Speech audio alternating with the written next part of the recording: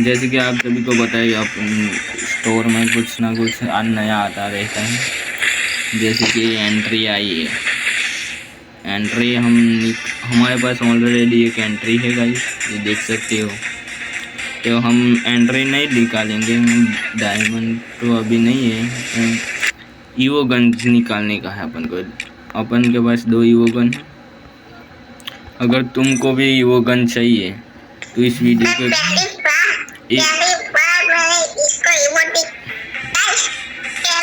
इसने मेरे ग्रुप में इमोट दिखे, पहली बार वाला इमोट दिखा है। अबे चुप कर बे, ओ भाई साहब इसकी औकात से बाहर। अबे चुप कर बे।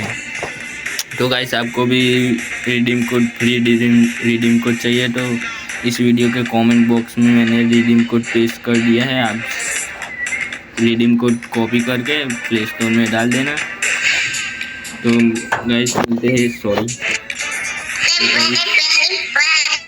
चैनल के पहली बार हो तो सब्सक्राइब कर देना गाइस, सपोर्ट करना तुम्हारे भाई को।